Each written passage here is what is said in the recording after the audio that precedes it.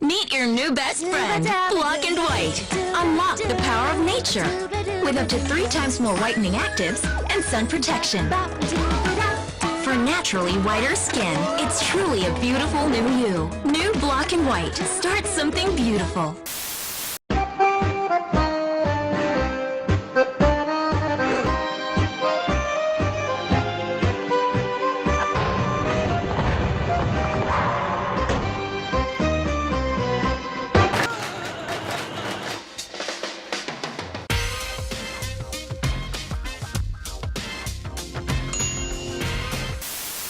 Which doll is the pretty doll?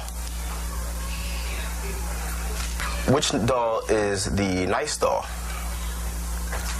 Which doll is the bad doll?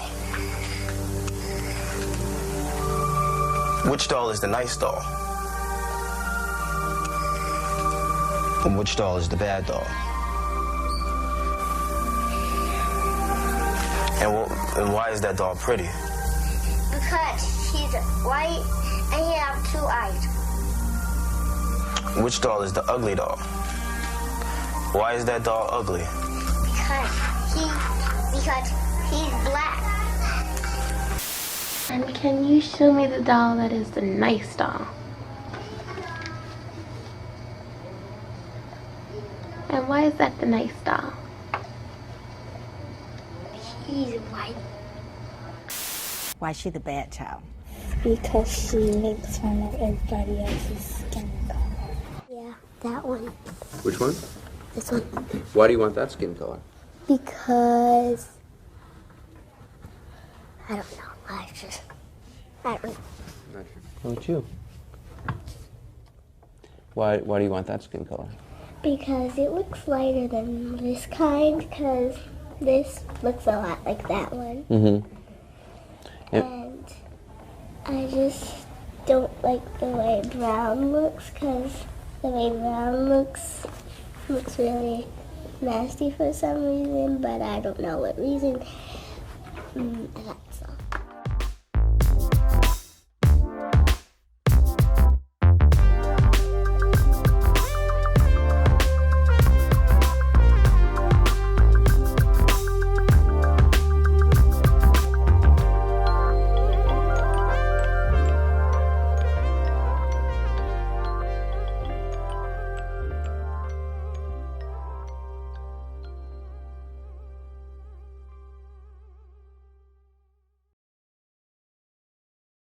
First of all, thank y'all for coming, because this means a lot to me, and I think it means a lot to y'all because y'all showed up.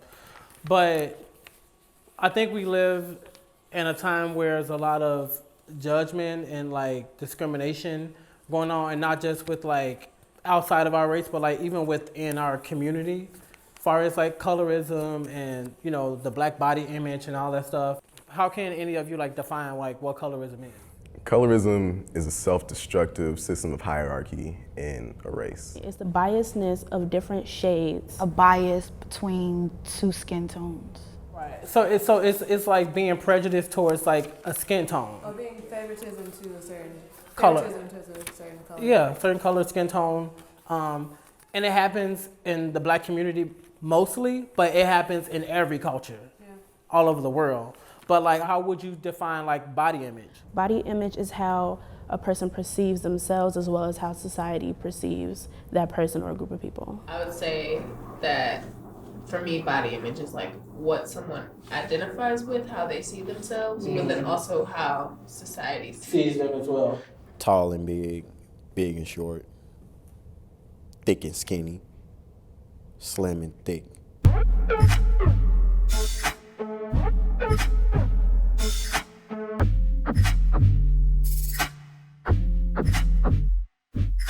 The history of colorism began most exclusively with white supremacy. But I think it was solidified during the Jim Crow era minstrel shows when people were using blackface and the blackest pigment to represent all black people. How would you like to go to work for me? Yeah, ma'am. How much you gonna pay me, I hope? Well, let's see now. I'll pay you all your work. No, ma'am. I gotta have some money.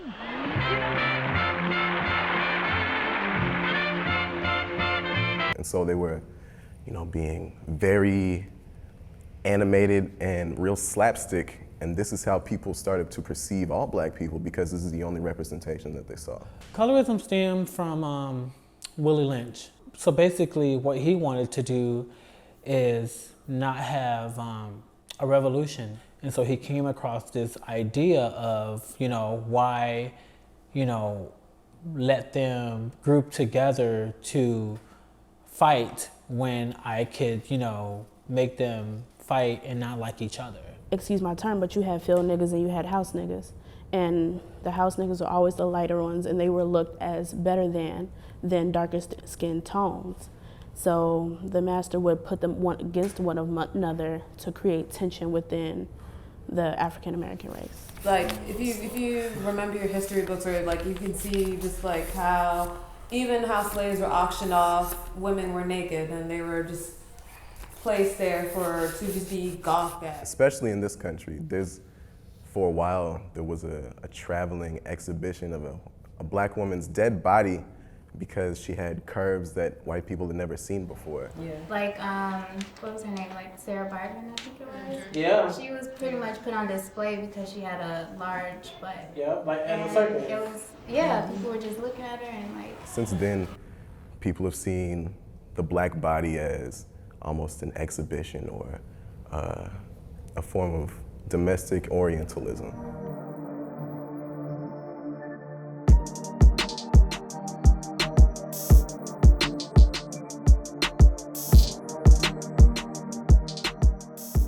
How colorism is portrayed today. I almost want to say it's worse today than it's ever been. It's this pageant, I think, in Brazil that they have.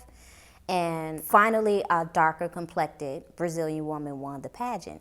And everyone was in an uproar about it. I mean, a lot of people, even darker complected people were complaining like, oh, why did she win? She's too dark, she's too black, she's too this. My position with fashion has always been from the styling and design aspect of it. So anytime I'm at an event, I'm usually there on official terms. And so I remember going to an event one time and I would assume because of my color, I was asked if I can hang up somebody's coat and go grab them a drink of water. I have something to say. So Yeah. when Black Panther came out, there was a lot of people like, how come there's no light-skinned people in Black Panther? And I was like, You just missed the whole point. right, exactly. Like that went over your head. Like certain colors aren't represented when it comes to like media or like entertainment. And so we get this one chance and y'all tripping? Yeah. But I also feel But it's like like we're all black, so why is that something that's an issue? True. True. And I feel like, outside of our culture and our community, and outside of our race, other races try to pin us against each other. And they use us for like the good part of us. I mean, even if you look in like, other parts of like entertainment, you get, black, dark-skinned actresses who are on magazine covers, and what do? They make them lighter. They edit that photo, so it's everywhere now.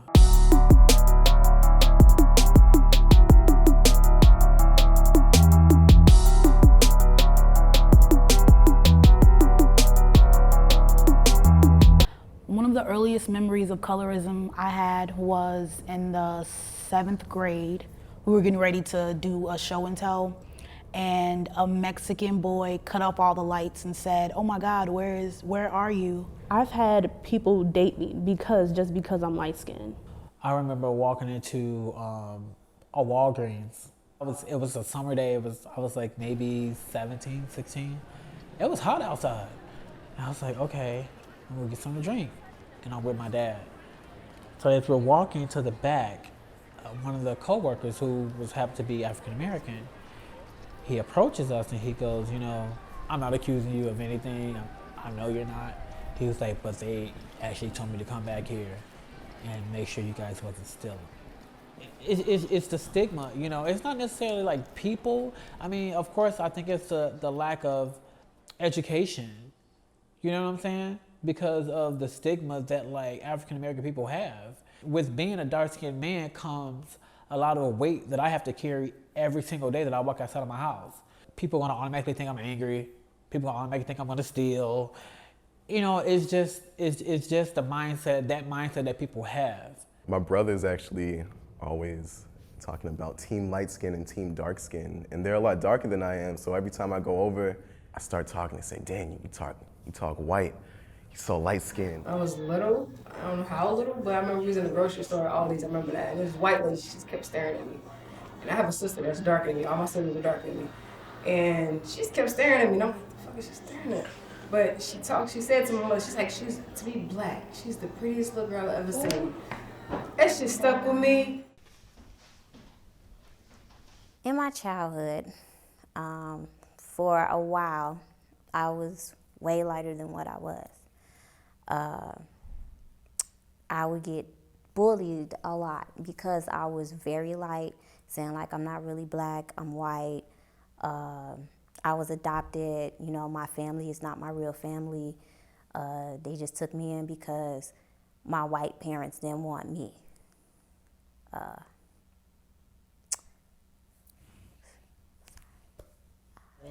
In this picture, I got teased a lot in this picture too, because they was like, "Oh, look at the white girl wearing white." And of course my hair was long and it was straightened, so that didn't make it any better. It was painful, and it's crazy because you would think, you know, only dark people would feel this kind of, would feel this kind of treatment, but I experienced it because, like I said, I wasn't black enough, or, you know, I was pretending to be something that I'm not, and I'm proud to be black. So like I would try to make my skin as dark as possible just to fit in with my own race.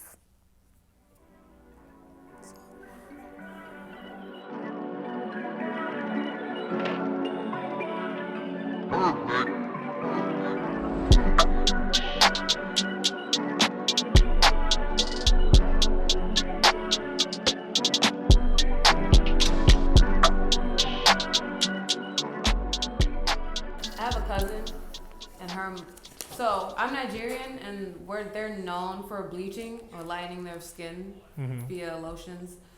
And my mom used to do it all the time. So one day, me and my cousin are going in, and she's like, "Oh my God, you're so black. You're so black. You're gonna stay in the house for the rest of the day." Like her mom was furious at how much we like tan that day because we were playing the song. And she was like, "You're so black. Why are you so black right now? You're gonna stay in the house." And I remember like, damn, my mom would never say that to me. But there's parents who are perpetuating this frame of mind. As far as like body image goes, I feel like my mom comments on my weight gain so often. Mind you, she not skinny, but she's always like, "Aaliyah, you need to stop eating meat because you're getting fat." And I'm just like, "Okay, Mom, thank you." But it's frustrating for me because it's like I can't just like get fat and be happy about it. Everybody has to like say something like, "Oh, you're gaining weight." Literally just the other day, Justus's mom is like, "Oh, Leah, I see you're gaining weight. Look at your hips." And I'm like, okay. And when I try to explain to her like my anatomy and how it's not really my hips, it's my thighs. She like argued with me. I'm like, "Look, okay, everybody has to comment on my weight. It's fine. I understand. I've been eating, but you're not happy. It's cool." Yeah, the connotations for dark-skinned men are beastly, robbers, ghetto, wretchedness, aggressive. Dark-skinned men depicted as ape-like. We're looked at as angry, not mentally stable. We're not smart. We don't want to work hard. Light-skinned men, their stigma is that they're more pretty boy. More innocent and more approachable. And because I'm light-skinned, you know, they assume that I'm super emotional or, you know, soft or, you know, you gonna get over it on me, I check that shit. Especially, you know, when you look at movies and TV shows, you know, they're doctors, they're lawyers, you know, they're happy, they have a happy life, they're married with kids, they, you know, they're just perfect, you know. And like dark-skinned women get this reputation of being like angry or too dominant. Society looks at them as, unfortunately, less attractive. The darker you are, the ugly you are, which is not true. Light-skinned women have the connotations of red bone. They take us as more preppy, or that we should be goody two-shoes, or just bougie. Yeah. Stuck up. Stuck up. Man, you can't talk, you can't approach them. Like.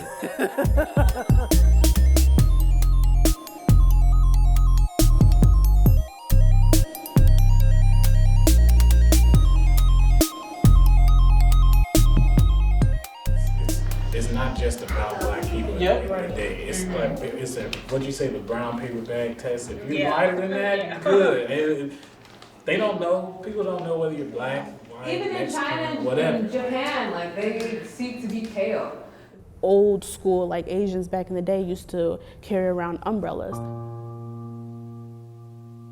คุณรู้อะไรมะกว่าคริสจะมาถึงตรงนี้ได้การแข่งขันมันสูงมากจะอยู่ได้นานๆไม่ใช่เรื่องง่ายแล้วถ้าคริสหยุดดูแลตัวเองเมื่อไหร่ทุกอย่างที่ทุ่มเทมาความขาวที่ลงทุนไว้ก็หมดไปเด็กใหม่ที่เข้ามาแทนที่อาจทำให้เรากลายเป็นดาวดับ แค่ขาวก็ชนะใหม่ Snows กลูต้าเข้มข้นที่สุดผสมเมล็ดกีวีช่วยให้ไม่กลับมาดำเหมือนกลูต้าทั่วไปข่าวนิรันดร์คริสมั่นใจ So Secret Snows Colonialism is so prevalent, or the vestiges of colonialism is so prevalent.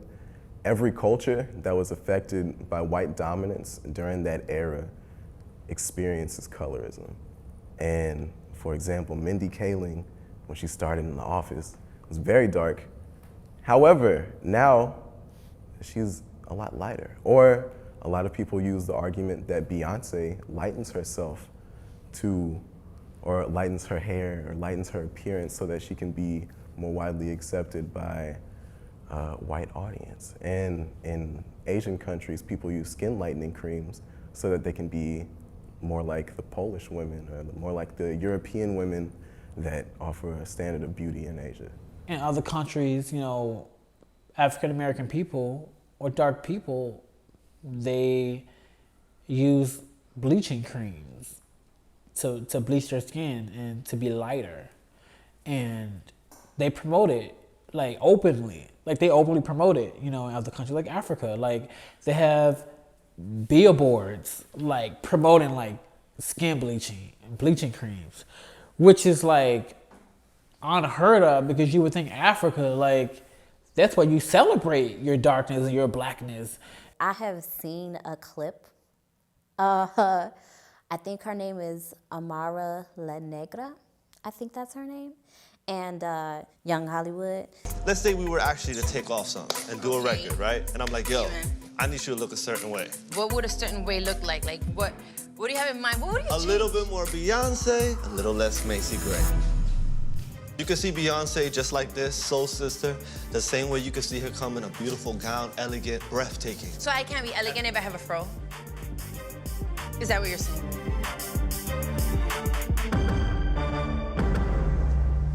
Yeah, I guess so. She needs to tone down the Macy Gray and turn up her Beyonce. What? I recently went to Thailand, and I was a little surprised when I got there, because I was like, this is pretty close to the equator, so where are the dark people? All I'm seeing is like billboards with all like fair-skinned women, like very pale. And then I get to Phuket, which is an island, well not an island, but it's like the beachy area of Thailand. And even though I was still seeing advertisements of pale women, like super pale, that's where all the dark people were. But they weren't on TV. they weren't on the advertisements. They were just still like missing from everything. And I'm just like, oh, so they just don't get any kind of attention out here at all. Wow. Like no kind of representation. Not too long ago, maybe a couple years back, you know, if you go to like Italy, you know, places like Italy and places like that, Paris, they love black women. Like the men love black women. I didn't know that. They love like dark-skinned black women. I mean, there was even a show about it. I've been in the business of love for over 20 years, and my team and I have been taking women struggling with finding love in the States to Rome for years. I want you to meet my friend Nikita. This is my girlfriend Gina. I love you, baby! You're gonna tip this boat over and wet my weed. Where they can let their walls down and simply be themselves. You know, I could watch you say Tagliolini all day. The European men love black women. Like, they love them dark, too. And they don't care about, like, body type. They don't care if they're curvy. They don't care if they're thin. They just love black women. And so I thought that was, like, really cool because I'm like, oh, wow, it's, like, totally different here in the United States, but you go somewhere else, like, their mindset and their perception of beauty and what is beauty is totally different.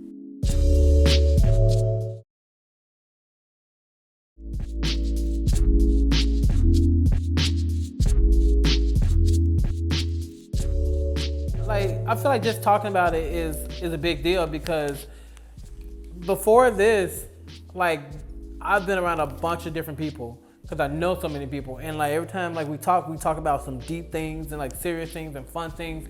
But like this never comes up. Never comes up. Nobody ever talks about it. I think that in order to dismantle colorism, you first have to recognize that it exists fully. The only way you could ever get over something that's cancerous and poisonous and painful to not only a culture, but a civilization is to first look it in the face and tell it, I know you exist. You have to look in the mirror and see that you're beautiful, but you also have to change your mentality. The only way to dismantle any kind of stereotype is to have a conversation about it. And so if you find yourself with a prejudice, or if you come into contact with somebody who's being prejudiced with you, then it's worth a conversation. It's worth asking why they think that, and it's worth asking yourself why you think that about yourself or anybody else. I feel like if we had a very solid bond within our community with each other, then I feel like they wouldn't use that as a way to pretty much divide us or separate us. If there was a very significant bond between like all of us as a whole, like this whole world, that would be something that they wouldn't even use like for our demise, you know what I mean? We can decontextualize false perception of the black body by refusing to allow ourselves to be fetishized. Whomever kids you around, like, tell them, like, they're beautiful. Like, there's nothing wrong with them. Like, your body is good. You know, like, you're fine. You don't have to change anything. Like, that, we have to start somewhere. And I feel like that's where it needs to start. Because if you don't, and you don't acknowledge it, then they grow up and they start to figure it out on their own. And it doesn't help them that, like, you know, every second of a minute that we're outside, we're being judged on how we look. Did you see him? Like, he was too black. Like, did you see him? Like, how he, like, walk? I don't like that. Did you see how her stomach was? Like, it's too much of that. Like, for what reason? Like I said, broke people break other people. I think if people continue to take those steps to demand action against certain things and promote certain new stereotypes, not in the negative way, but like black people are beautiful, like that new idea that we are capable and creative, and not even just black people, but darker skinned individuals. You know, the more that is perpetuated throughout society, I think the more we will push forward to that better place. Yeah, I mean, like I said, it starts with like educating our kids and like not be, you know, afraid to like have the conversation with them because we think they're too young. You know, when there's an opportunity to coach and like, you know what I'm saying, give them a lesson on certain things in life, why not? I think that we as a people ourselves need to recognize that each one of us exists not only with a different body type, but with a different image of what we think someone's body is. Look, it starts right here. You know what I'm saying? So like, at least we're talking about it and showing people that like, you know, this is a problem and this is what we can do to fix it. And like, you know what I'm saying? Maybe they can relate to this because this is a topic that like happens, like I said, but nobody talks about it because they're too like afraid or they're too embarrassed to like share their experiences. You know what I'm saying? And it's just like, we all are, you know what I'm saying, we became brave today and we talked about it and discussed it, and like we found out that like none of us are better than the other because we've all had some kind of experience that bonded us. So that's where it started.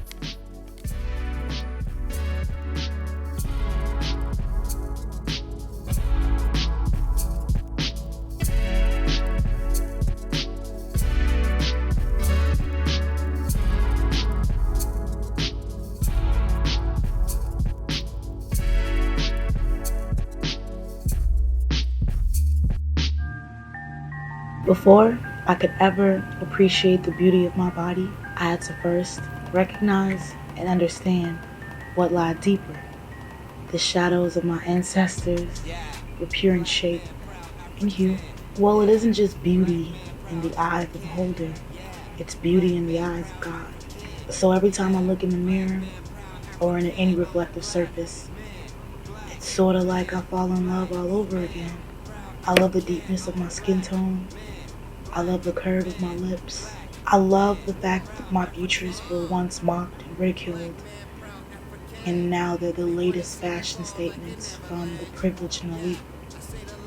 And I love to its core the fact that I've been under this blue sky for 2 decades, and I'm still finding curves and ridges and creases on my body that I could love and appreciate even more.